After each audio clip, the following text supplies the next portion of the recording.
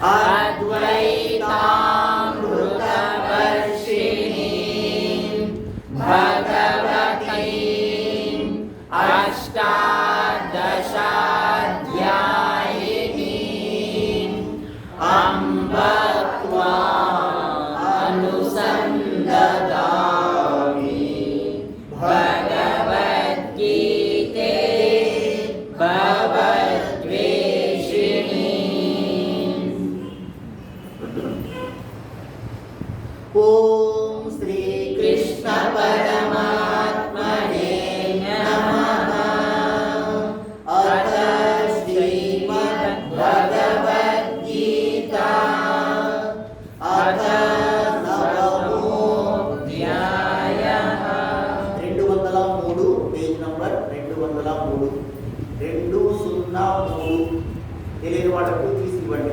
అప్పుడు వెతుకుతూనే ఉంటారు కొంతమంది. పేజ్ నెంబర్ చూడడం కూడా కొంచెం అలవాటు చేసుకోండి. 203 ఇక్కడ నంబర్ ఉండదు. 202 పక్కన పేజీ. 8 అయిపోయినాయి కదా. 9వ అధ్యాయము 9వ అధ్యాయము స్టార్ట్ చేస్తున్నాం. బాగా నేర్చుకోండి. 8 అధ్యాయాలు నేర్చుకున్నారంటే 338 శ్లోకాలు. ఎన్ని అయిపోయినాయి? 338 కావాల్సి రాసుకోవచ్చు. 8వ అధ్యాయం ఆకలి ప్లేస్ ఉంది కదా, ప్రతి అధ్యాయం ఇక్కడ రాసుకుంటే గుర్తుంది.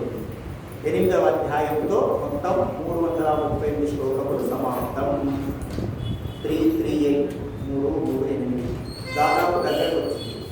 సగానికి 350 అయితే 700 శ్లోకాలు 350 దగ్గరలో ఉన్నాం. సో 9వ అధ్యాయంతో అది అవుతుంది. సో 338 ధ్యాన శ్లోకాలు కలిపితే 347 దాదాపు. సో 350 దాదాపు నేర్చుకున్నాము. కాబట్టి ఇప్పుడు బాగా కంఠము, స్వరము, శృతి ఇంప్రూవ్ కనిపించాలి. దాంట్లో ప్రస్ఫుటితం కావాలి.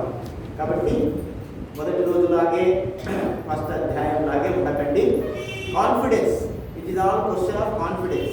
ఆత్మవిశ్వాసం, పట్టుదల, ధైర్యము మరియు ఉత్సాహం, సంకల్ప బలం. మొదటి రోజు ఎంత ఉత్సాహం ఉందో అదే ఉత్సాహము. ఈ 350 శ్లోకాలు నేర్చుకున్నాము కాబట్టి ఆత్మవిశ్వాసం, అహంకారం కాదు, ఆత్మవిశ్వాసం. నేను బాగా పాడగలను, ఇంకా బాగా నేర్చుకోగలను. ఇంకా నేను పాడడం లేదు. ఎవరు పాడుతున్నారు? భగవంతుడు పాడుతున్నారు. భగవాన్ ఉవాచ, శ్రీకృష్ణుడు పాడుతున్నాడు. అహంకార శూన్యతకు మంచి ఉపాయం. సత్యం కూడా అదే కదా. సర్వము భగవంతుడైనప్పుడు పాడేది నువ్వా? లేసమే నేను పాడతాను, కృష్ణుడు అట్లా లేదు కదా. సర్వస్వము ఆయన అంటున్నాం.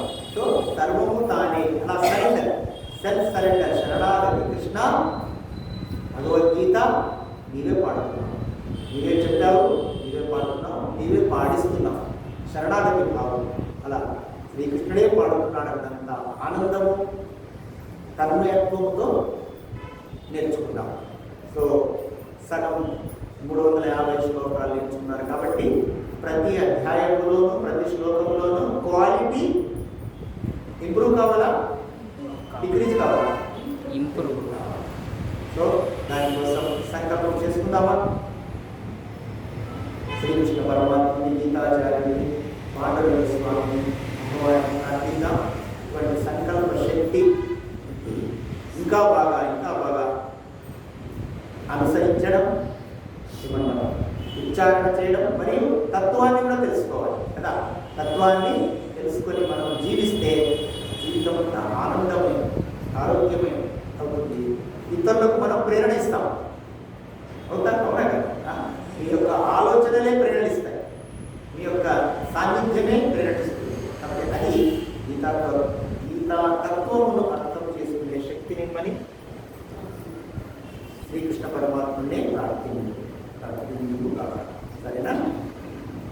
ఓం శ్రీకృష్ణ పరమాత్మనే నమః. అథ నవమోऽధ్యాయః. రాజవిద్యా రాజగుహ్యయోగః.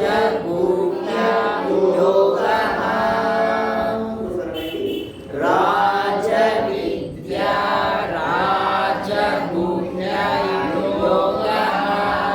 విద్యా లేదు, దాంట్లో లేదు, విద్యా విద్యా. రాజవిద్యా రాజగుహ్యయోగః. రాజవిద్యా రాజగుహ్యయోగః. రాజవిద్యా రాజగుహ్యయోగః. శ్రీభగవానువాచ. శ్రీభగవానువాచ. శ్రీభగవానువాచ. ఇదం తు తే గుహ్యతమం. ఇదం తు తే గుహ్యతమం. ఇదం తు మే గుహ్యతమం. ప్రవక్ష్యామ్యనసూయవే. ప్రవక్ష్యామ్యనసూయవే. ప్రవక్ష్యామ్యనసూయవే. జ్ఞానం విజ్ఞానసహితం. జ్ఞాన విజ్ఞానసహితం. జ్ఞాన విజ్ఞానసహితం. యజ్ఞాత్వా మోక్ష్యసే శుభాత్. యజ్ఞాత్వా మోక్ష్యసే శుభాత్. యజ్ఞాత్వా మోక్ష్యసే శుభాత్. సరళ అనువాదం. 1వ శ్లోకం కదా. శ్రీ భగవానుడు పలికెను. శ్రీ భగవానుడు పలికెను. అర్జున. అర్జున. నా పట్ల ఎటువంటి అసూయ లేని నీకు అత్యంత రహస్యమైన అనుభవపూర్వకమైన ఈ విజ్ఞానాన్ని పరమాత్మ జ్ఞానాన్ని బోధిస్తున్నాను. దీనిని తెలుసుకుంటే నీవు సంసార బంధాలనే అశుభము దుఃఖము నుండి విముక్తి పొందుతావు. ఇక్కడ మనసులో చదువుకోండి, నేను చెప్తాను, మీరు మనసులో పాల్గొనండి. ఓ అర్జున, నీవు దోషదృష్టి లేని భక్తుడవు కనుక నీకు పరమగోప్యమైన విజ్ఞాన సహిత జ్ఞానమును మరలా విశదముగా చెప్పుచున్నాను. దీనిని తెలుసుకొని నీవు ఈ దుఃఖరూప సంసారము నుండి ముక్తుడవు కాగలవు. సో ఇంతకుముందు చెప్పుకున్నాము, ప్రతి అధ్యాయం యొక్క పేరులోనే ఆ అధ్యాయం యొక్క సారాంశం అంతా ఇవిడి ఉంది. గమనించారా? మొదటి అధ్యాయం నుంచి చెప్పండి. 8 అధ్యాయాలు నేర్చుకున్నారు కదా. అధ్యాయాల పేరు ఒకటి క్రమముగా 1, 2, 3 చెప్పండి. 1వ అధ్యాయం పేరు అందరూ చెప్పాలి. అర్జున విషాద యోగ. గట్టిగా. అర్జున విషాద యోగ పేరులోనే ఉంది. అర్జునుడు అక్కడ విషాదం, దుఃఖము పొందాడు. నా బంధువులు, నా మేనమామలు, వీళ్ళని ఎట్లా చంపాలి, ఎట్లా యుద్ధం చేయాలి, చేతులు వణుకుతున్నాయి, చర్మం ఎండిపోతా ఉంది, నోరు ఎండిపోతా ఉంది, మాట రావడం లేదు, గాంధీవ మధ్యమే జారిపోతా ఉంది, నాకు దిక్కుతోచుతుంది అని దుఃఖపూరిత విషాదం అంటే దుఃఖం. సో అర్జునుని దుఃఖాన్ని గురించి చెప్పిన అధ్యాయం. రెండవ అధ్యాయం సాంఖ్యయోగం. సాంఖ్యం అంటే జ్ఞానం, ఆత్మజ్ఞానాన్ని బోధించింది కాబట్టి సాంఖ్యయోగము, జ్ఞానయోగం కూడా అంటారు. మూడవ అధ్యాయం ఏం బోధించింది? కర్మ ఎలా చేయాలి. కర్మ అందరూ చేస్తారు, కానీ కర్మను యోగముగా చేయడం, కర్మను ఆధ్యాత్మిక సాధనగా చేయడం. అర్థమవుతుందా? యజ్ఞముగా చేయడం చెప్పారు.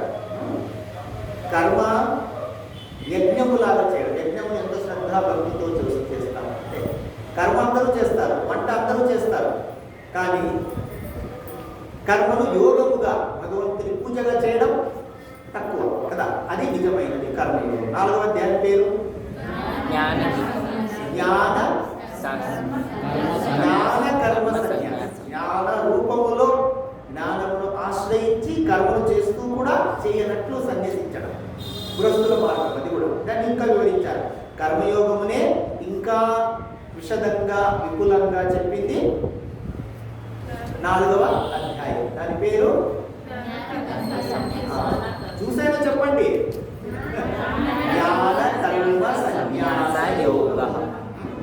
ఐదవ అధ్యాయం పేరు కర్మ సన్యాస యోగం. కర్మ సన్యాస. సన్యాసులు మామూలుగా చేసే కర్మలు గృహస్థ కర్మలు అని చెప్పచ్చు. వ్యాపారము, ఉద్యోగం, కర్మలను కూడా త్యాగం చేసి సన్యాసులకు ప్రధానం చెప్పింది. సన్యాస ధర్మాన్ని వివరించారు. ఐదవ అధ్యాయము ఏమి వివరించింది?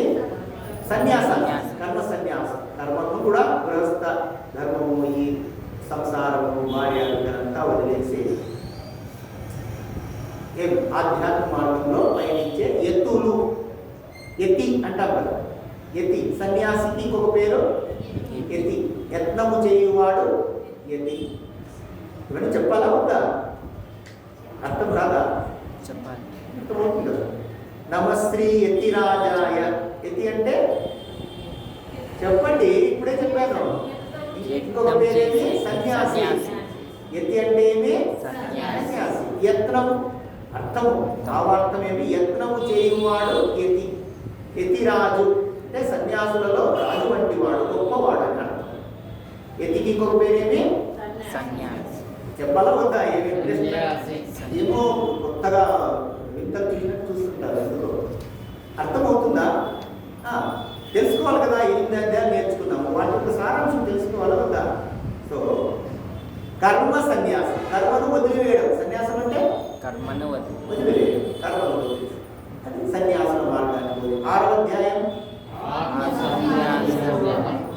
జోరు లేదు చెప్పడంలో. ఆత్మ సన్యాస యోగ. చెన్నైలో ఒక అబ్బాయి చిన్న పిల్లవాడు వచ్చాడు. ఏదో జరిగింది. వాళ్ళ అంకులు ఎవరు అడిగారు, మీ అమ్మ తిట్టిందా? తమిళంలో అమ్మ తిట్టిరా? తిట్టరా? తిట్టిల్లా? తిట్టు మాదిరి.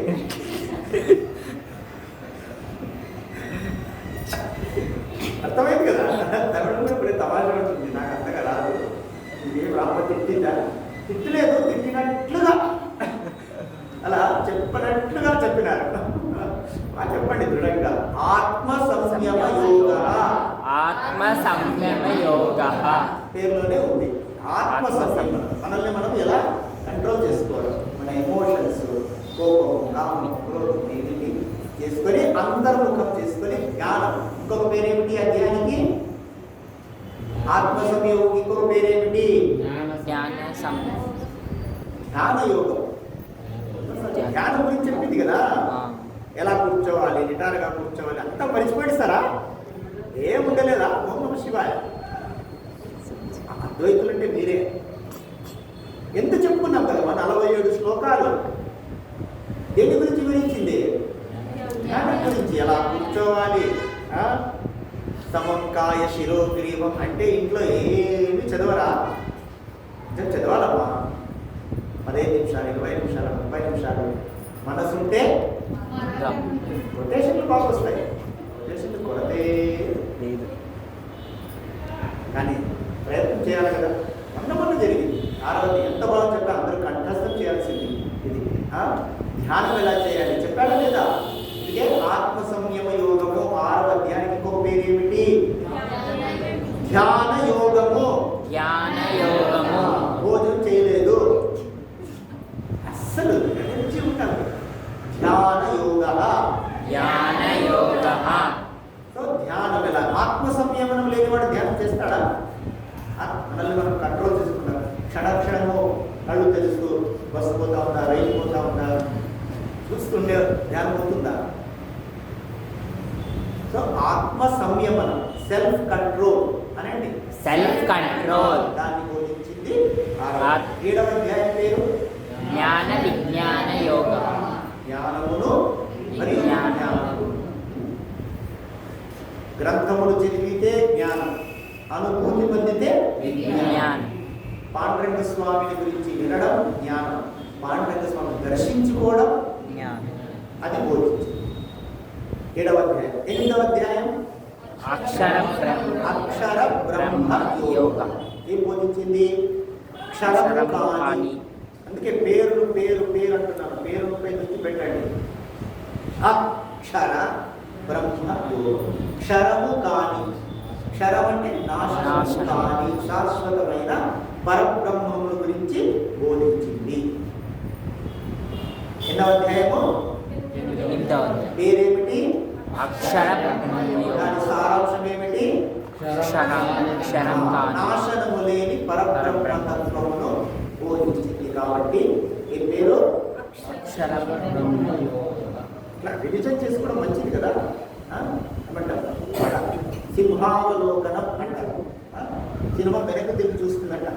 ఏమేమి అడవికి రాదు కదా, ఎవరైనా అడుగు చేస్తున్నారా ఏంటంటే సింహావలోకనం.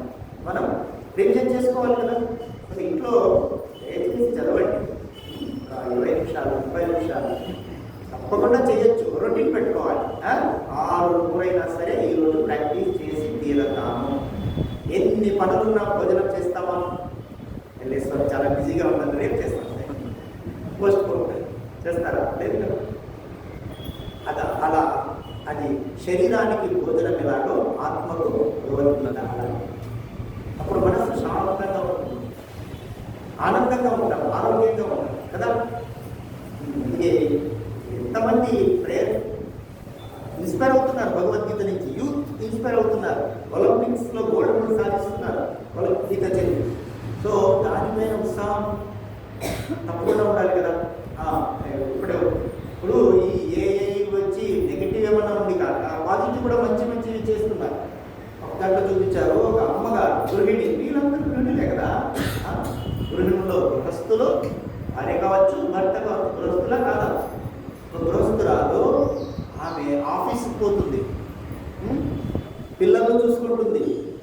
ఇప్పుడు ఈ సాఫ్ట్వేర్ దీంట్లో చాలా టెన్షన్ ఉంటుంది వాళ్ళకి.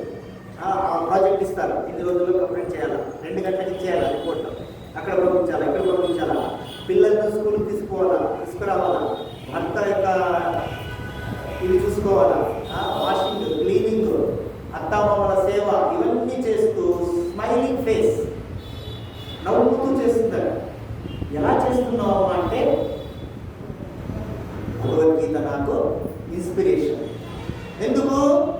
శ్రీకృష్ణ పరమాత్ముడు చెబుతుంది. శ్రీకృష్ణ పరమాత్ముడు ఎక్కడ బోధించాడమ్మా?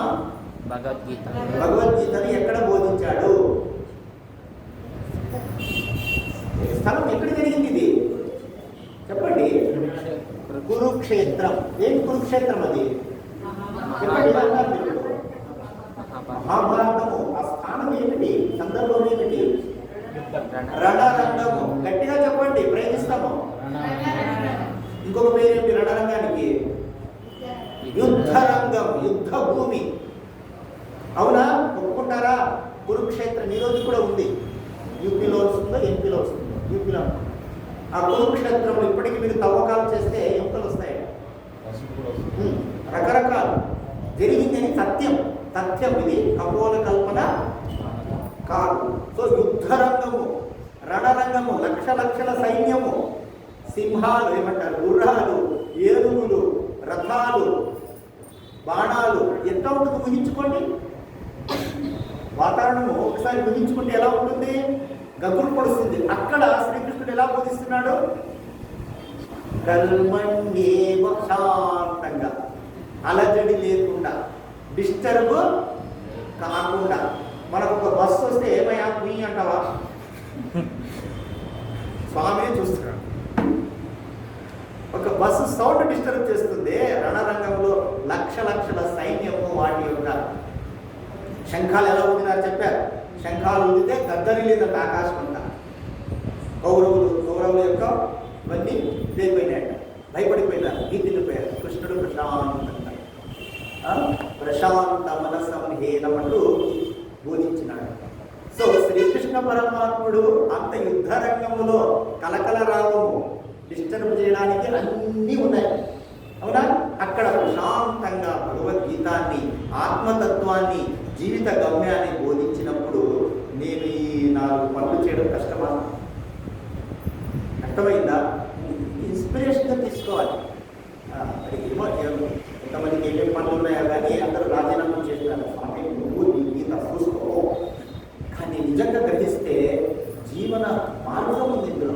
ఎలా జీవించాలి, ఎలా ఆనందంగా జీవించగలం. అన్ని పనులు టెన్షన్ టెన్షన్ టెన్షన్, అవునా? ఈ రోజుల్లో ఏ పనికి చూసినా టెన్షన్. దాన్ని కంప్లీట్ చేయాలి, దీన్ని కంప్లీట్ చేయాలి, అక్కడ ఉంది ఇక్కడ అన్నీ చేయొచ్చు విత్ ఏ బ్యాలెన్స్డ్ మైండ్, ప్రశాంత ఆత్మ సంయమం, ధ్యానం ద్వారా, పారాయణం ద్వారా, ప్రార్థన ద్వారా మనము ఆ బ్యాలెన్స్ చేసే శక్తిని పెంచుకోవచ్చు. అది అవసరమా కాదా చెప్పండి? ఏది? సో ఆత్మ సంయమనము, అక్షర బ్రహ్మము, ఇది చెప్పుకోవడం ఏమంటే వీటిని కేవలం పారాయణములాగా భావించకూడదు. నిత్య జీవితంలో ఉపయోగపడాలి. ఉపయోగపడితేనే ప్రయోజనం, అవును కదా? ఆచరణలో పెట్టాలి. నిత్య జీవితంలో ఉపయోగపడుతుంది కాబట్టి భగవద్గీతకు ఇంత ప్రాముఖ్యత ఉండేది. సైంటిస్టులు చెప్తున్నారు, కంప్యూటర్ వాళ్ళు చెప్తున్నారు, సాఫ్ట్వేర్లు చెప్తున్నారు, క్రీడాకారులు చెప్తున్నారు. ఈ మెడల్ సాధిస్తారు కదా గోల్డ్ మెడలిస్టులో, వాళ్ళంతా గీతతో ఇన్స్పైర్ అయినారు. మనం కాకుండా లేస్తామే పారాయణం వస్తే ఇద్దరు మొక్క ಬೇಕು ಒಳ್ಳೆ ಪ್ರಸಾದ ಕಾಜು ಕಿಸ್ಮಿಸ್ వెళ్ళేది అసలు తేడంతే జీవితంలో. నాకు ఆశ్చర్యపోతుంది చూడండి, ఒక సాఫ్ట్వేర్ ఇంజనీరింగ్ ఇన్స్పిరేషన్ అంటే మనకు కాకూడదా? అదే ఆ దృష్టిని తెచ్చుకోవాలి. ఆ పాతకాలంలో ఉంది కదా భగవద్గీత అంటే ముసలోళ్ళు ఓం నమః శివాయ పెట్టిస్తుంటే రేడియోలో ఓ రాజకీయ నాయకుడు పోయినాడు, అయ్యో రామ, దానికోసం ఆ కాలం పోయింది. ఇప్పుడు అవేర్నెస్ వస్తూ ఉంది. మన రాయదుర్గంలో రాకూడదా?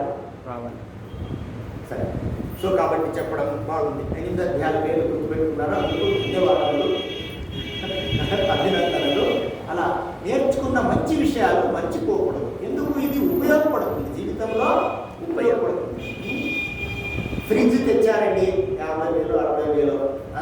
ఫ్రిడ్జ్ తెచ్చి ఏం చేయాలి? వాడాలి, ఉపయోగించుకోవాలి.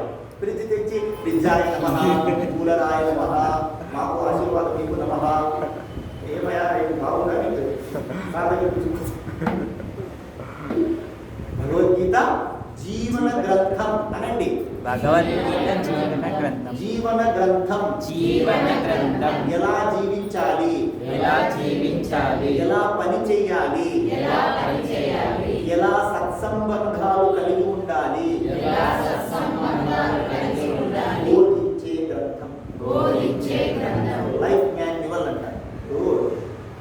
ఫ్రిడ్జ్ అన్నాం, ఫ్రిడ్జ్కి ఒక మాన్యువల్ వస్తుంది. దీనికోసం మాన్యువల్ అన్నాం. కంప్యూటర్కి మాన్యువల్ వస్తుంది, ఎట్లా ఉపయోగించాలి, లేకపోతే ఇష్టపడి వస్తే పాట అంటుంది. ఇట్లా లైఫ్ మాన్యువల్ అంటారు. చిన్మయానంద స్వామి అనేవారు. స్వామి చిన్మయానంద అనండి. చిన్మయ మిషన్ పేరు వింటారు. అనంతపురంలో బ్రాంచ్ ఉంది. చిన్మయ మిషన్ స్థాపకులు 75 సంవత్సరాలు ఆ సంస్థకి ప్రపంచమంతా జరుపుకుంటున్నారు. ఆ స్వామికి గీతనే అద్భుతంగా బోధించేవారు. చిన్మయానంద ఇంగ్లీష్ ఇచ్చేవాళ్ళు బాగా వినొచ్చు. స్వామి చిన్మయానంద వాళ్ళ life manual Bhagavad Gita is life manual. ఎంత బాగుంటుందండి. భగవంతుడు జీవితాన్ని ఇచ్చాడు, మరి దాన్ని ఏం చేయాలి, ఎట్లా చేసుకోవాలి, ఎలా ఉపయోగించుకోవాలి, బోధించేది గైడ్ బుక్, మార్గదర్శనం. సరే ప్రారంభం చేద్దామా? సో సగం సగం అయింది కాబట్టి ఇప్పటి నుంచి మనం సీరియస్నెస్, ఒక గాంభీర్యం, భగవద్గీత అంటే ఏదో పారాయణం చేసి మన శాంతి అయిన చెన్నగిలే సంతోషం అంత మాత్రమే. ఇక అంటే అంత మాత్రమే జీవితంలో ఉపయోగపడు. ఒక యువకుడు గొప్ప ఇంజనీర్ కావాలి, డాక్టర్ కావాలి, ఐఏఎస్ కావాలి, ఐపీఎస్ కావాలి బోధిస్తుంది. ఒక గృహిణి, ఉత్తమ గృహిణి ఎలా కావాలో బోధిస్తుంది. ఒక సన్యాసి, ఉత్తమ సన్యాసి ఎలా కావాలో బోధిస్తుంది. అందరికీ తమ తమ వృత్తులలో అద్భుతంగా రాణించి అలాగే దాంట్లో చిక్కుకోకుండా ఎలా ఉండాలి. కర్మలన్నీ చేస్తూ కర్మలలో టెన్షన్ ఎప్పుడు వస్తుంది? చిక్కుకున్న వస్తున్నాం. అయిపోయింది సాయంత్రం 5, 6 అంటే మీ డ్యూటీ టైం అయిపోతే మీరు ఫ్రెష్, నాకేం సంబంధం లేదు. భగవంతుడు ఏమేమి సేవ చేయించుకున్నాడో చేసేసాను, అయిపోయింది. నవ్వు ఫ్రెష్, ఆనందం, ధ్యానం, భజన, పారాయణం, జపం, తపం. ఎంత అద్భుతం చెప్పండి. ఇలా మనకు జీవన విధానాన్ని నేర్పిస్తుంది. సరే, ఫోటో శ్లోకం చెప్పుకున్నావా? రిపీట్ చేయాలి అంతేనా? రిపీట్ కూడా అయిందా? కాలేదు. రిపీట్ చేయాలి. ఎందుకు చెప్తున్నాను? ఇంకా బాగా పాడాలి. 8 అధ్యాయాలు నేర్చుకున్నారు సీనియర్ స్టూడెంట్స్. మీరు కొత్తగా ఎవరైనా వస్తే జూనియర్కి చెప్పాలి, చెప్పు అంటున్నాను. కాన్ఫిడెన్స్ పెంచుకోండి. ఇది ఆత్మవిశ్వాసం. కాన్ఫిడెన్స్ పెంచుకోండి. ఫస్ట్ డే లాగానే ఉండిపోకూడదు. నేను బాగా చెప్పగలను, ఇంకా బాగా చెప్పగలను అనే ఆత్మవిశ్వాసం. సరే, ఇందులో ఒక్కొక్క లైన్ తీసుకోకపోతే ఎన్నో ఉన్నాయి. ఇదం తుతే గుహ్యతమం ప్రత్యక్షామి అనసూయవే ప్రవక్ష్యామి, బోధిస్తున్నాను. అనసూయవే, అసూయ లేనివాడు. సంధులు గమనించండి. అనసూయవే అనండి. రెండవ లైన్ చూస్తున్నారా? అసూయ కాదని అనసూయ. అసూయ, ఈర్ష ఉండేవాడు ఎప్పుడు ఉన్నతుడు కాలేడు. ఈర్ష మనల్ని తినేస్తుంది, మనిషిని తినేస్తుంది. సో భక్తులకు ఉండాల్సిన ఫస్ట్ లక్షణము అనసూయ. అసూయ చెందకూడదు. అర్థమయ్యే భాషలో చెప్పాలంటే పొట్టెక్కించి, రాయదుర్గ భాషలో ఇంకా తెలుగులో కడుపు సంకటం ఎప్పుడు సస్తుంటాడు. తాను బాగుపడాడు, ఏం ప్రయోజనము? సో అసూయ తీసి పారేయాలి. ఒకరు బాగా ఉన్నతి చెందుతుంటే సంతోషించాలి. భగవంతుడా వాళ్ళకు మంచిది చెయ్యి, మాకు మంచిది చెయ్యి, వాళ్ళకు కూడా లేదు మనకు అట్లే కావాలా. సాగుని లక్షణము కాదు. అతడు హిపోక్రిట్ అంట. హిపోక్రిట్ మిథ్యాచారి, కపటం చేసేవాడు భగవంతుడు దొరుకుతాడా? లేదు. కాబట్టి అసూయ ఇంత కూడా ఉండకూడదు. అసూయ లేని వాడు కాబట్టి నీకు బోధిస్తున్నాను అన్నాడు. యజ్ఞాత్వా మోక్షసే అశుభాతు, దీన్ని తెలుసుకుంటే నీకు అశుభము, దుఃఖముల నుండి మోక్షం పొందుతావు, శాంతిని పొందుతావు. పడదామా? శ్రీ భగవానువాచ ఇదం తుతే గుహ్యతమం ప్రవక్ష్యామ్యనసూయవే జ్ఞానం విజ్ఞానసహితం యజ్ఞాత్వా మోక్షసే శుభాత్. ఇదం తుతే గుహ్యతమం ప్రవక్ష్యామ్యనసూయవే జ్ఞానం విజ్ఞానసహితం యజ్ఞాత్వా మోక్షసే శుభాత్. శృతి గమనించండి, స్థాయి గమనించండి, సమానంగా పాడండి. రెండవ శ్లోకం.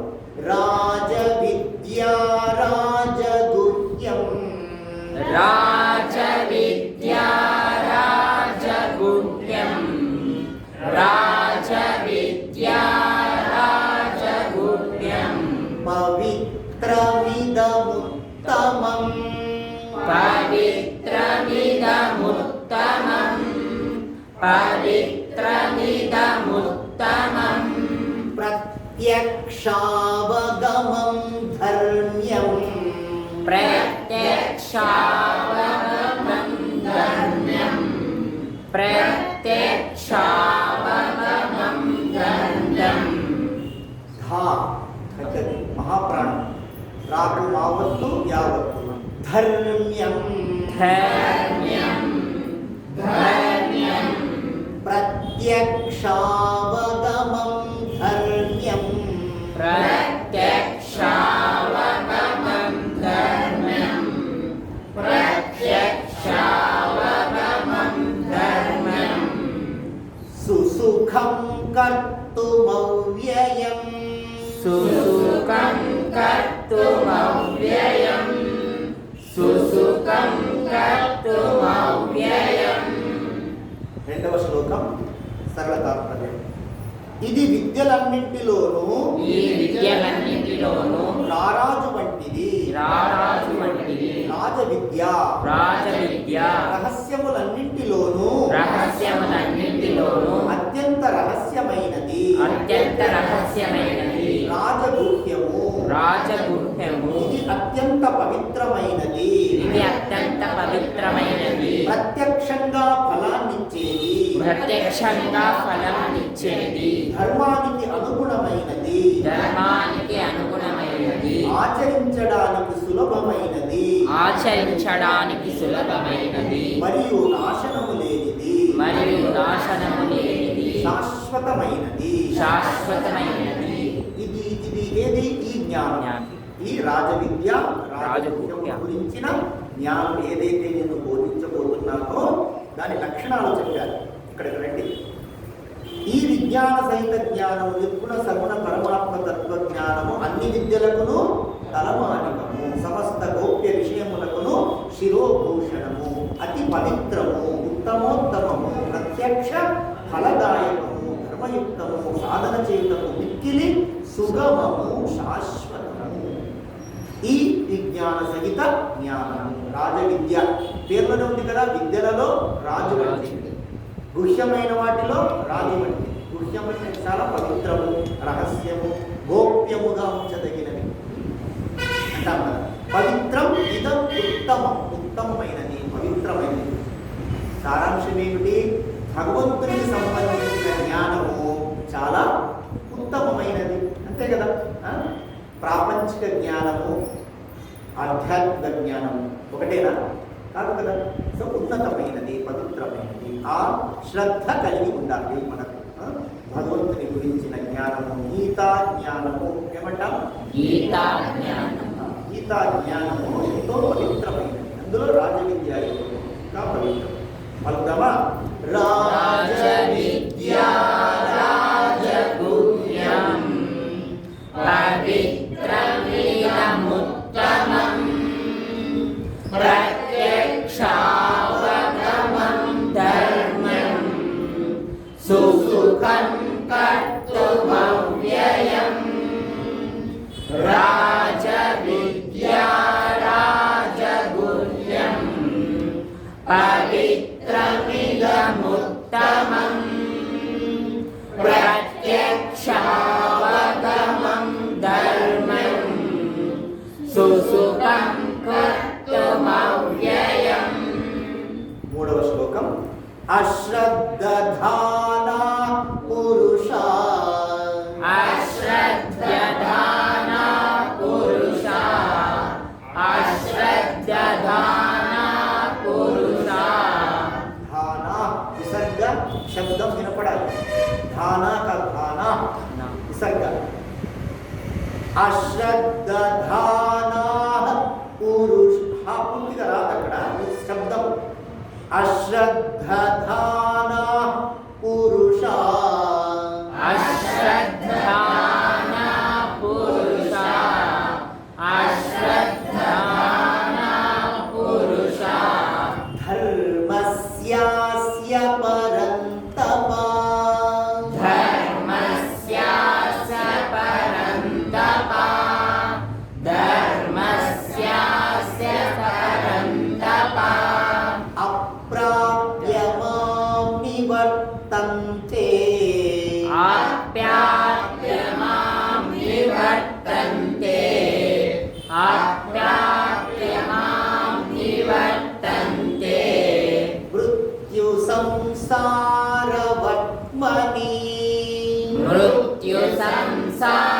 సంసారవత్మని మృత్యు సంసారవత్మని. తాత్పర్యము ఓ పరంతప, ఓ పరంతప, ఈ ధర్మము భక్తి యోగము పట్ల శ్రద్ధ లేని వ్యక్తులు నన్ను చేరలేరు. వారు తిరిగి జనన మరణాలతో కూడిన ఈ సంసార చక్రములోనే పడిపోతారు. ఓ పరంతప, ఈ ధర్మ మార్గమునందు విశ్వాసం లేని పురుషులు నన్ను పొందగలరు కనుక వారు రూప సంసార చక్రమున పరిభ్రమించుచు ఉండురు. సో శ్రద్ధ ఎన్నిసార్లు వచ్చింది చూడండి. మొదటి చాప్టర్ నుంచి ఇప్పటి వరకు నడుస్తున్న శ్రద్ధ, అశ్రద్ధ. శ్రద్ధ లేనివాడు దేని పట్ల ఈ ధర్మం, ఈ యోగం, ఈ జ్ఞానం, భగవంతుడు, తత్వం, వీటి పట్ల ఏ శ్రద్ధ లేనివాడు అప్రాప్యమాం నివర్తంతే, నన్ను పొందగలడు. వృత్తి సంసారంలోకి మళ్ళీ పునరపి జననం, పునరపి మరణం. శ్రీరామకృష్ణులు అయితే చాలా ఏమంటారు అంటే మన మంచి కోసమే. మహాపురుషులు తిట్టినా కూడా మనకు మంచి కోసమే, ఆశీర్వాదం. ఏం చెప్తారు, బురదలో ఉండే ప్రాణి అని బురదనే ఇష్టం, అవునా కదా? దాన్ని మల్లెపూలలో తెచ్చిపెట్టండి, పేరు ఎందుకు చెప్పాలా తెలుసు కదా. బురదలో పొరలాడుతుంది, అబ్బా బ్రహ్మానందం పరమసుఖదం కేవలం జ్ఞానము. దాన్ని తెచ్చి సువాసనలు పెడుతూ ఉంటుందా? బద్ధజీవి, భోగజీవులు ఉంటారు చూడండి. కేవలం భోగం. ఇది ఘోర సంసారాలు అంటాం. సంసారాలు అందరూ సంసారాలే కానీ ఘోర సంసారాలు ఉంటాయి. వాళ్ళకి అస్సలు ఈ గీత ఏమక్కర్లేదు.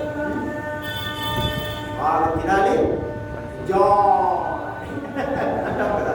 అటువంటి గురించి బురదలో ఉండే ఆ ప్రాణి, ఆ జీవికి బురదనే పొరలాడుతుందంటాం. అలాగే మళ్ళీ పుట్టడం, మళ్ళీ చావడం,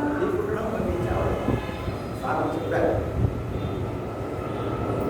ఏమిటి కార్యక్రమాలు? మన ఫంక్షన్, పెళ్ళి, పేరంటం, ఆ ఫంక్షన్, ఎన్ని ఫంక్షన్లు చూశారు?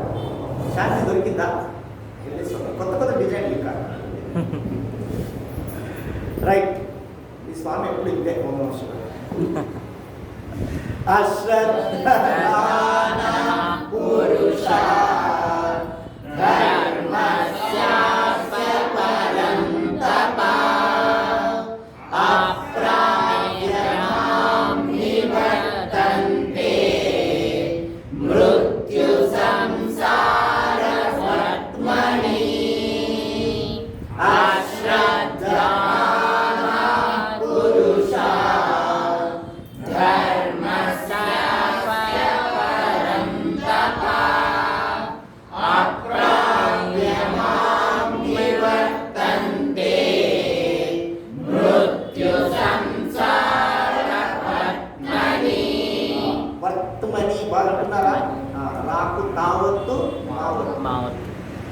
అందరూ తా కూడా వినపడాలి, సైలెన్స్ కాదు. వర్త్మని వెరీ గుడ్. 4వ శ్లోకం. మయా తతమిదం సర్వం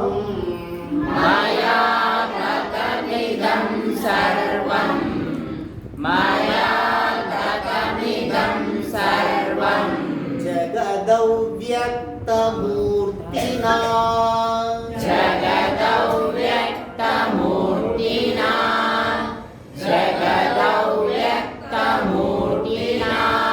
మత్స్థాని సర్వభూతాని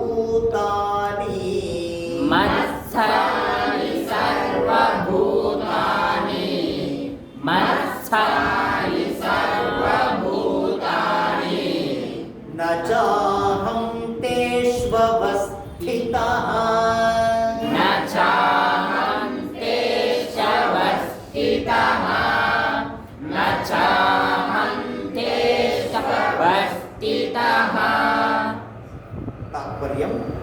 కంటికి కనిపించని అవ్యక్త పరమాత్మ స్వరూపము చేత ఈ జగత్తంతా వ్యాపించి ఉన్నది. సకల ప్రాణులు న్యాయందే ఉన్నాయి కానీ నేను వాటిని ఆశ్రయించి లేను. నేను వాటికి బందీని కాను. ఇక్కడ చూద్దాం.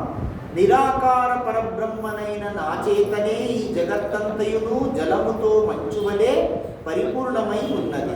ప్రాణులన్నీయును నా సంకల్పమును ఆధారముగా కలిగి నాయందే అంతర్గతములై ఉన్నవి. కానీ వాస్తవముగా నేను వాటి యొక్క స్థితులను కాను.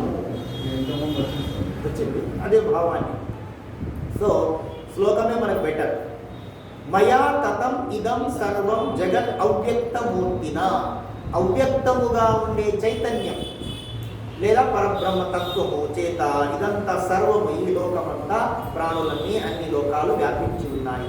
మత్ స్థాని సర్వభూతాన్ని, అన్ని భూతములు అంటే ప్రాణులు, జీవులు నాలోనే స్థితమై ఉన్నాయి. కానీ నేను వాటిలో స్థితముగా లేదంటే వాటిపైన ఆధారపడి లేదు. ఇంతకుముందు వచ్చింది జ్ఞాన విజ్ఞాన యోగంలో అదే విధంగా. అర్థమైంది కదా, చెప్పుకున్నాం. సో అన్ని జీవరాశులు భగవంతుల్లో ఉన్నాయి అని ఆ జీవరాశులపైన భగవంతుడు ఆధారపడి లేడు. కోటీశ్వరుల ఇళ్లలో దాసీ జనము పనిచేస్తారు. ఆ కోటీశ్వరుని అధీనంలో వాడుతున్నారు, కానీ వాళ్ళ అధీనంలో కోటీశ్వరుడు ఉన్నాడు. అరే స్వామి ఈ పని చేయంటే తీసేస్తారు. అవునా కదా? అట్లా రామకృష్ణ వారు సారంగా చెప్పేశారు. అనండి అద్భుతమైన మాట. భగవంతుడికి జీవుడికి, శివుడు జీవుడు ప్రాస కోసం, భగవంతుడు జీవుడికి తేడా ఏమిటంటే అద్భుతమైన మాట. అనండి భగవంతుడు మాయాధీశుడు, జీవుడు మాయాధీనుడు. ఒక్క వర్డ్లో తేడా. మాయ అధీనుడు, ఎవరు? మాయ ఆయన అధీనంలో ఉంటుంది భగవంతుడు. జీవుడు మాయ అధీనుడు, దానికి వశమైపోతాడు. ఆకలిస్తే తినాల్సిందే, నిద్ర వస్తే పడుకోవాల్సిందే. రామకృష్ణ అంటారు, ఎంత అహంకారం అయ్యా మనిషికి. నిద్రపోతే 4 ఇడిస్తే అడిగేవాడు లేడు. గాఢ నిద్రలో పాట ఇడిస్తే ఏమైనా ఉంటుందా? కానీ అహంకారం అంటారు జీవుడికి చెప్పడము. భగవంతుడు మాయ అధీనంలో, ఆయన అధీనంలో మాయ ఉంటుంది. జీవుడికి రివర్స్, మాయ అధీనంలో తాను ఉంటాడు. అర్థమైందా? ఆ విధంగా పడదామా? మయా తతమిదం సర్వం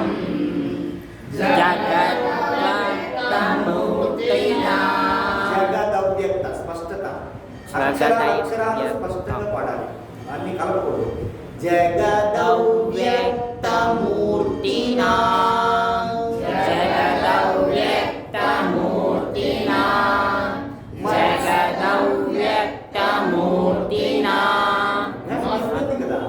అభ్యాసం అయిపోయింది, కలిసి చెప్తున్నాం. మయా తతమిదం సర్వం జగదవ్యక్తమూర్తినా మత్సాది సర్వభూతాని న చాహం తేష్వస్థితః. మయా తతమిదం సర్వం జగదవ్యక్తమూర్తినా మత్సాది సర్వభూతాని న చాహం తేష్వస్థితః. 5వ శ్లోకం. న చ మత్స్థాని భూతాని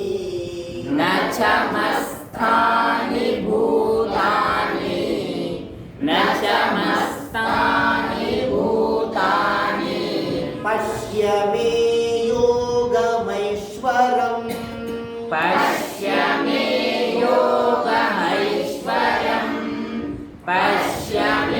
యోగమైశ్వరం ఐశ్వర్యం కాదు, రెండింటికి తేడా ఉంది. ఒక వత్తు మారిస్తే అర్థం మారిపోతుంది. కాబట్టి జాగ్రత్తగా ఐశ్వరం వేరు, ఐశ్వర్యం వేరు. ఐశ్వరం ఆయన యొక్క ఈశ్వరత్వాన్ని బోధించడం, ఐశ్వర్యం వైభవాన్ని చెప్పడం. ఎంత ఐశ్వర్యవంతులండి! ఐశ్వర్యం వేరు, ఐశ్వరం ఈశ్వరతత్వం. ఈశ్వరుడు అంటే ప్రభు, అందరికీ ఈశ్వరుడు. ఇక్కడ మన శివునికి వాడుతాం. ఈశ్వరుడు అంటే కేవలం శివుడనే కాదు, ప్రభువు, ప్రపంచానంతా పాలించేవాడు. అర్థమైందా? సో అది చెప్తున్నారు. పశ్యమే యోగం ఐశ్వరం, నా యొక్క ఈశ్వరత్వాన్ని చూడు నాయన. కొంతమంది పొరపాటుతో ఐశ్వర్యం అంటారు, అది కాదు. స్పష్టత. పశ్యమే యోగమైశ్వరం, పశ్యమే యోగమైశ్వరం, పశ్యమే యోగమైశ్వరం. భూతభృన్న చ భూతస్థో, భూతభృన్న చ భూతస్థో, భూతభృన్న చ భూతస్థో. ఎల్లప్పుడూ ఇప్పుడు బాగా చెప్పారు. అన్ని భూ భూ అన్నీ ఉన్నాయి, బాగా చెప్పారు. అలాగే ఎప్పుడు అలర్ట్గా ఉండాలి, అలర్ట్నెస్. మహాప్రాణాలు భూ భూ అంటే అల్ప ప్రాణం, భూ మొక్కిడి అంటారు మనం. యాక్చువల్లీ వర్డ్ మహాప్రాణం. కా అంటే అల్ప ప్రాణం, ఖా అంటే మహాప్రాణం. గట్టిగా చెప్పడం. సో ఇలా బాగా చెప్తారు. అట్లా ఎప్పుడు అలాగే చెప్పాలి. భూత భృన్న చ భూతస్థో, భూత భృన్న చ భూతస్థో, భూత భృన్న చ భూతస్థో. మమాత్మా భూత భావనః, మమాత్మా భూత భావనః, మమాత్మా భూత భావనః. 5వ శ్లోకం సరళ తాత్పర్యం. నిజానికి నిజానికి ఈ ప్రాణులు కూడా ఈ ప్రాణులు కూడా నాలో లేవు, నాలో లేవు. నా ఈ అద్భుతమైన నా ఈ అద్భుతమైన యోగ ఐశ్వర్యాన్ని యోగ ఐశ్వర్యాన్ని ఐశ్వర్యం తెలుగులో ఓకే. యోగ ఐశ్వర్యాన్ని, యోగ ఐశ్వర్యాన్ని, దైవిక శక్తిని, దైవిక శక్తిని చూడుము. చూడుము. ప్రాణులను సృష్టించేది, ప్రాణులను సృష్టించేది, హరించేది హరించేది నేనే అయినా, నేనే అయినా నా ఆత్మ, నా ఆత్మ ఏ ప్రాణిలోనూ ఏ ప్రాణిలోనూ ఇరుక్కొని ఉండదు, ఇరుక్కొని ఉండదు. అలా సరళంగా చెప్పారు. ఈ ప్రాణులన్నీను నాలో స్థిరముగా లేవు. ఈశ్వరీయమైన నా యోగశక్తిని చూడుము. ఈ భూతములన్నింటినీ సృష్టించినదియు పోషించినదియు నేనే అయినను యథార్థముగా నా ఆత్మ వాటి యందు స్థితమై ఉండదు. చెప్పిన దాన్ని ఇంకొక విషయం వివరంగా చెప్తున్నారు, అంతే. అర్థమైంది కదా? ప్రాణులన్నిటిలోనూ నేనున్నాను, కానీ ఏ ప్రాణిపైన నేను ఆధారపడి లేదు. శ్రీరామకృష్ణులో అద్భుతమైన ఉదాహరణ చెప్తున్నాము.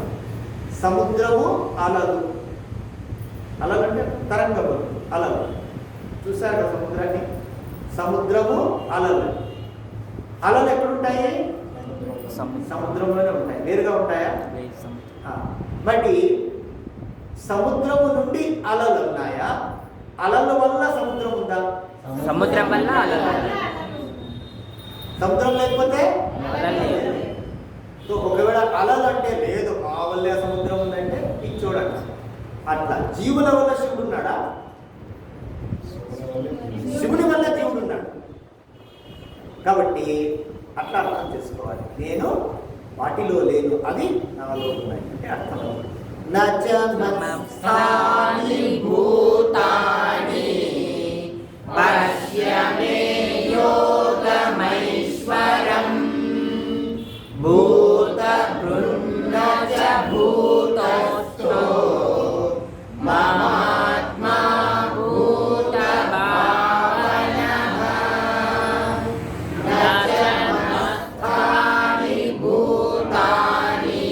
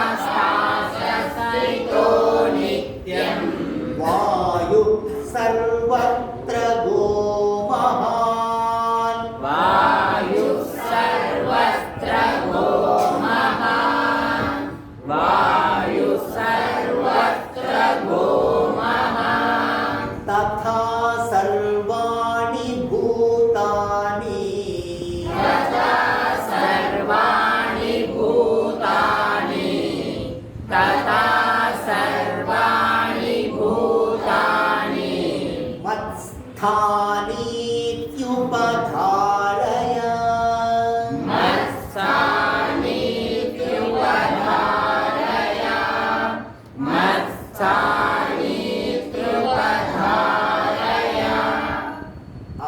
ఆరవది తాత్పర్యం. ఆకాశంలో పుట్టిన మహావాయువు అన్ని చోట్ల సంచరిస్తూ ఉన్నప్పటికీ అది ఎప్పుడు ఆకాశములోనే ఏ విధముగా ఉండిపోతుందో అదే విధముగా సర్వ ప్రాణులు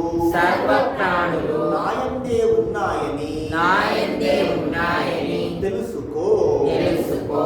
ఇక్కడ చూడండి, ఫాలో అవుతున్నారా? ఎందుకంటే రిపీట్ చేయడానికి టైం దొరుకుతుందని కలిసే నేను చెప్పేటప్పుడు మీరు మనసులోకి ఫాలో అవ్వాలి. ఆకాశము నుండి ఉత్పన్నమై సర్వత్రా సంచరించుచున్న విస్తృతమైన వాయువు సర్వదా ఆకాశమునందే స్థితమై ఉండు. అట్లే నా సంకల్పము ద్వారా ఉత్పన్నమైన భూతములు ప్రాణులు అన్నియును నాయందే స్థితమై ఉండును. సింపుల్. మీ ఇంట్లో అన్ని చెక్కపరుచుకున్నారు, ఆ వస్తువులు ఈ వస్తువులు అన్ని చెక్కపరుచుకున్నారు. వ్యక్తులను కూడా ఎవరెవరి ఇంట్లో ఉండాలో ఎవరంటే వాళ్ళు పెట్టుకుంటారేమి లేదు కదా, అన్నీ మీరు నిర్ణయించుకున్నారు. ఆ విధంగా ఆకాశము నుండి వాయువు, ఆకాశము వాయువు మనం ఒకటే అనుకుంటాం, కానీ ఆకాశము స్పేస్, వాయువు గాలి ఆకాశంలోనే కలిసి ఉంటుంది కదా. అన్ని చోట్ల వాయువు వ్యాపించి ఉంది, అన్ని దాంట్లోనే ఆకాశమునందే స్థితమై ఉంది. అదేవిధంగా నా సంకల్పం ద్వారా ఉత్పన్నమైన ప్రాణులన్నీ నాయందే స్థితమై ఉన్నాయి. అర్థమవుతుంది కదా. అందుకే విశ్వరూప దర్శనము. విశ్వరూపంలో నీవు కూడా ఒక రూపము. అప్పుడు మనకు విలువ పెరుగుతుంది, గౌరవం పెరుగుతుంది. సో ఒకవేళ విశ్వరూపములో లక్షల కోట్ల మంది ప్రాణులు ఉన్నాయి, చనిపోతుంటాయి కదా. కొన్ని జీవులు చనిపోతాయి, కొన్ని జీవులు 1000 మంది చనిపోయారండి కరోనాలో. ఎంతమంది పోయినారు? సో ఆ ప్రాణులు పోతూ ఉంటే భగవంతునికి తక్కువ అవుతుందా ఏమైనా? లేదా ఇక్కడ భుజం కట్ అయింది, తలకాయ కట్ అయింది, ఏం లేదు. 1000 ప్రాణులు పోతే 1,00,000 ప్రాణులు పుడతాయి. ఔవ్యయం అన్న ఎన్నోసార్లు వచ్చింది, గుర్తుందా? అనండి. వ్యయం అంటే ఖర్చు, ఔవ్యయం అంటే ఖర్చు. ఎంత వచ్చినా ఎంత పోయినా ఎంత వచ్చినా ఆయన్ని అనంతము ఉండే ఉంది. Infinite is infinite. ఒక లెక్కలు రావు కానీ ఇన్ఫినిటీకి ఏమైనా నంబర్ ఉందా? ఇన్ఫినిటీ ఈజ్ ఇన్ఫినిట్, అనంతం. అది ఎంత తగ్గినా ఎంత పెరిగినా అనంతంగానే.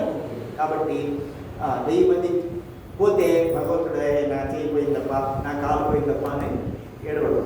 అమ్మ చాలా మాకు ఎంత బాగా చెప్తుంది. భగవంతుణ్ణి ప్రార్థించకపోతే నష్టం ఎవరికి? మనకి. ఆయన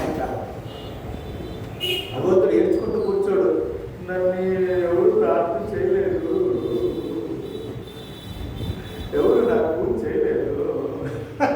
పిల్లలు ఏడుస్తారు కదా, అది నీకు నష్టం. అమ్మ చెప్పింది చాలా. దుర్లభమైన మానవ జన్మ పొంది ఈ జన్మలోనే భగవత్ సాక్షాత్కారం పొందని వాడి జీవితము నిరర్థకము. శ్రీరామకృష్ణ అమ్మంటుంది, నీ తోటి భాగ్యము, నీ దురదృష్టం కానీ భగవంతునికి ఏమి నష్టము వాటిల్లదు. నరజన్మ పొందాక నాలుగ ఇద్దాక కృష్ణాయన వారటి యథాకాశస్థితో నిత్యం వాయు సర్వత్ర భూమహాన్ తథా సర్వాణి భూతాని మత్సానిత్యుపధారయ యథాకాశస్థితో నిత్యం వాయు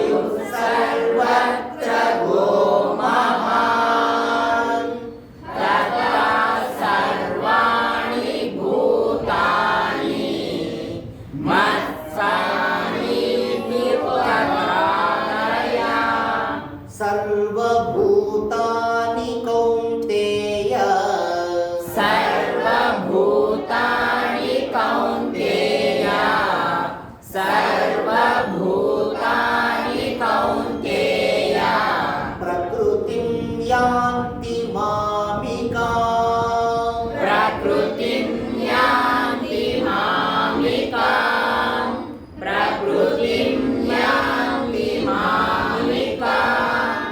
ఇంకా స్థాయి సమానంగా రావాలి బాగా. కల్పక్షయే పునస్తాని కల్పక్షయే పునస్తాని కల్పక్షయే పునస్తాని కల్పాదౌ విసృజామ్యహం కల్పాదౌ విసృజామ్యహం కల్పాదౌ విసృజామ్యహం. 7వ శ్లోకం. కౌంతేయ కౌంతేయ ప్రళయకాలము రాగానే ప్రళయకాలము రాగానే సకల ప్రాణులు సకల ప్రాణులు నా ప్రకృతిలో నా ప్రకృతిలో లయమైపోతాయి. లయమైపోతాయి. మళ్ళీ సృష్టి ప్రారంభం కాగానే మళ్ళీ సృష్టి ప్రారంభం కాగానే వాటన్నిటినీ నేనే తిరిగి సృష్టిస్తున్నాను. నేనే తిరిగి సృష్టిస్తున్నాను. ఇక్కడ కూడా అంతే కదా దాదాపు. ఓ కౌంతేయ కల్పాంతమునందు భూతములన్నీయును నా ప్రకృతినే చేరును అనగా ప్రకృతిలో లీనపడును. కల్పాది యందు నేను మరలా వాటిని సృజించుచుందును. పునరపి జననం కలిసి సర్వభూతాని కౌంతేయ ప్రకృతిం యాంతి మామ్యకాం కల్పక్షయే పునఃప్రాణి కల్పాదౌ విసృజామ్యహం. సర్వభూతాని కౌంతేయ ప్రకృతిం యాంతి మామికాం కల్పక్షయే పునస్తాని కల్పాదౌ విసృజామ్యహం. 8వ శ్లోకం. ప్రకృతిం స్వామవష్టభ్య ప్రకృతిం స్వామవష్టభ్య ప్రకృతిం స్వామవష్టభ్య విసృజామి పునః పునః విసృజామి పునః పునః విసృజామి పునః పునః భూతగ్రామమిమం కృత్స్నం భూతగ్రామమిమం కృత్స్నం భూతగ్రామమిమం కృత్స్నం. తా పలుకుతున్నారు కదా. కృత్స్నం భూతగ్రామమిమం కృత్స్నం భూతగ్రామమిమం కృత్స్నం భూతగ్రామమిమం కృత్స్నం. కృత్స్నం కర్మలు కృత్ కృతములు అంటాం. కృత్స్నం కృత్స్నం తాము సైలెంట్ గా పలుకుతారు. కొంతమంది పలకకుండా లేదు. కృత్ తా కనపడాలి. కృత్స్నం కృత్స్నం. అవశం ప్రకృతేర్వశాత్ అవశం ప్రకృతేశ్వరాత్ అవశం ప్రకృతేశ్వరాత్. ప్రకృతేర్వశాత్ క్లారిటీ కావాలి సార్. ప్రకృతే అక్షరాలు చూడండి. ప్రకృతేర్వశాత్ ప్రకృతేశ్వరాత్ ప్రకృతేశ్వరాత్. ఎప్పుడైనా తప్పుడు చెప్తున్నామంటే ఏమర్థము? ఏకాగ్రత పోయింది. సావధాన ఘటి దుర్ఘటన ఘటి హిందీలో ఫేమస్. మీ యొక్క ఏకాగ్రత పోయింది, యాక్సిడెంట్ జరిగింది.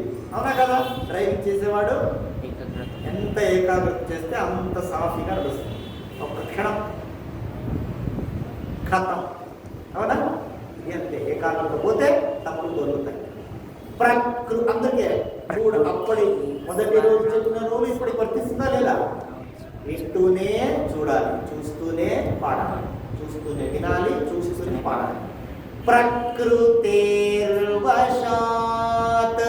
ప్రకృతేర్వశాత్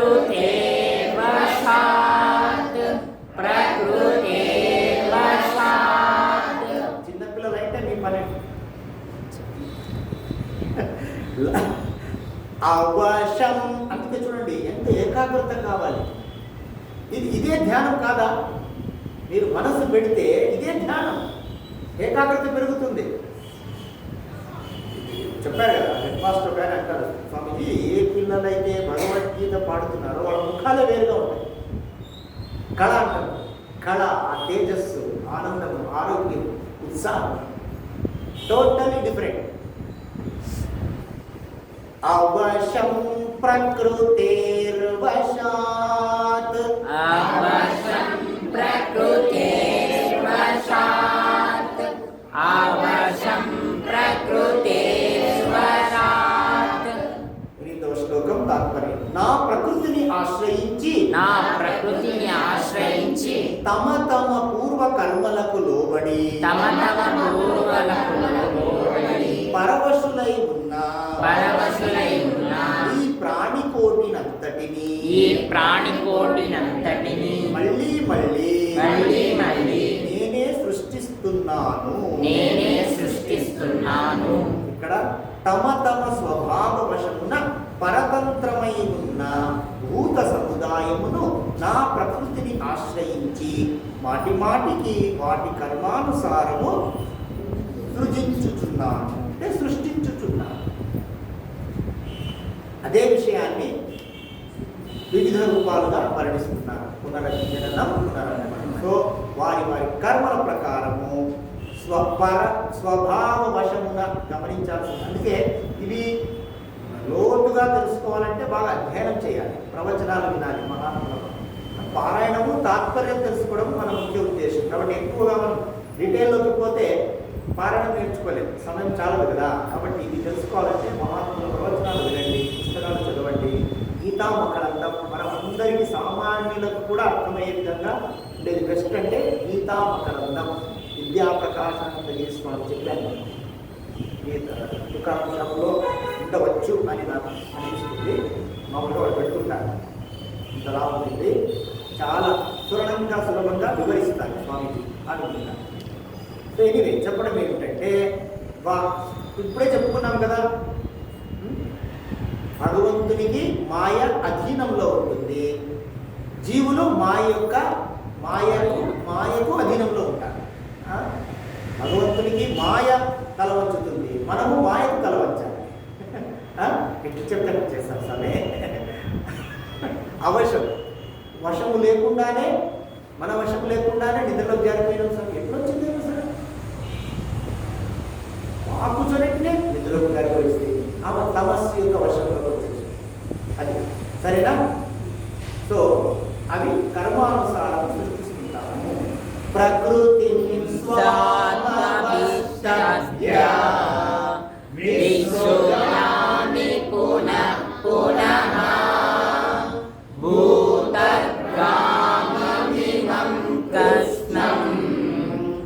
అవశం ప్రకృతేర్వశాత్ ప్రకృతిం స్వామవశ్చర్య విసృజామి పునః పునః భూతగ్రామమిమం కృష్ణం అవశం ప్రకృతేర్వశాత్. 8 శ్లోకాలు చక్కగా ప్రాక్టీస్ చేయండి. రేపు ఏకాదశి వేణుగోపాల స్వామి గుడిలో పారాయణం ఉంటుంది కాబట్టి ఇక్కడ క్లాస్ జరగదు. శనివారం మళ్ళీ కంటిన్యూ చేద్దాం. ధ్యానం చేసి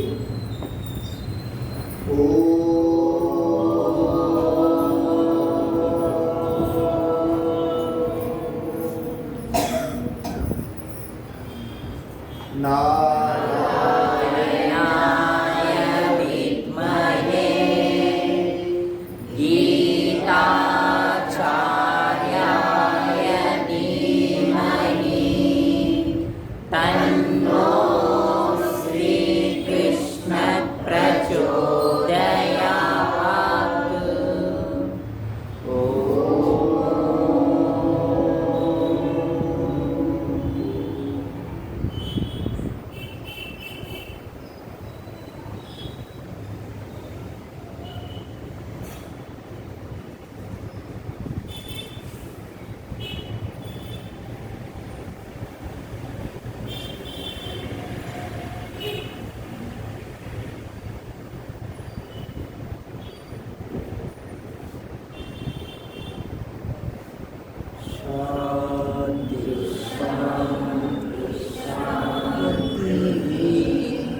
हरिः ॐ